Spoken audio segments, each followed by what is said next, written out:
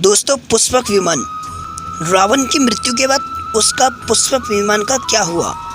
रामायण में लिखा है कि रावण ने माता सीता का अपहरण करके पुष्पक विमान के जरिए ही लंका लेके गया था।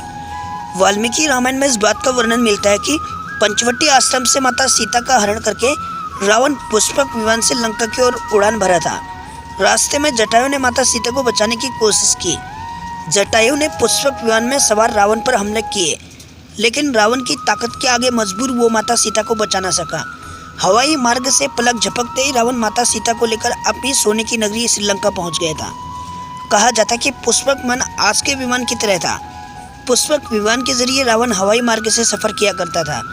रावण को मौत के घाट उतारने के बाद उसी विमान के जरिए प्रभु श्री राम, माता सीता, लक्ष्मण लंका से अयोध्या लौटे थे।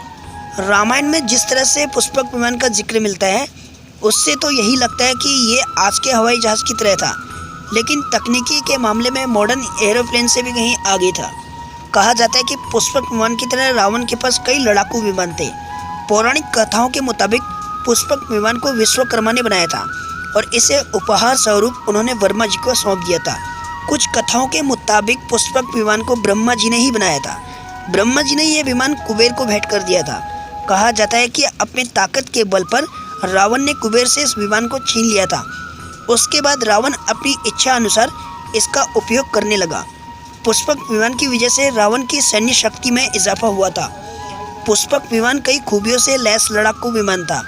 रामायण के सुंदरकांड के 7वें अध्याय में पुष्पक विमान के बारे में जानकारी मिलती है। पुष्पक विमान की आकृति मोर की तरह थी। यह अग्नि, वायु और ऊर्जा से उड़ान भरता था। इसकी तकनीकी इतनी उत्कृष्ट थी कि इसका आकार छोटा और बड़ा किया जा सकता था। कहा जाता है कि रावण अपनी पूरी सेना को साथ लेकर इस विमान से उड़ान भर सकता था। पुष्पक विमान अपने चालक की इच्छा के अनुसार गति पकड़ता था। ये मन की गति से उड़ान भर सकता था, यानी सोचने भर से ही वो इच्छित जगह पर पहुंचा देता था। ये सारी दिशाओं में उड़ान भर सकता था। ये सभी मौसम में उड़ान भरने योग्य वातानुकूलित एसी विमान था। कहा जाता है कि इस विमान में सोने के खंभे लगे थे।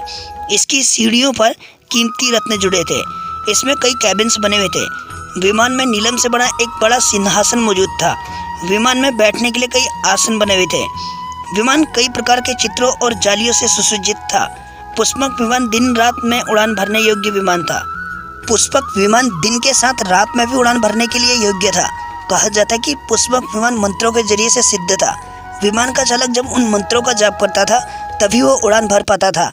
ये एक तरह से रिमोट से संचालित विमान की तरह था। पौराणिक कथाओं के मुताबिक पुष्पक विमान सिर्फ एक जगह से दूसरी जगह ही नहीं बल्कि दूसरे ग्रह तक की यात्रा करने में सक्षम था, यानी ये एक तरह का अंतरिक्ष यान था। पूरा विमान सोने का बना था। प्रभु श्री राम ने रावण का वध कर लंका पर विजय पाई थी।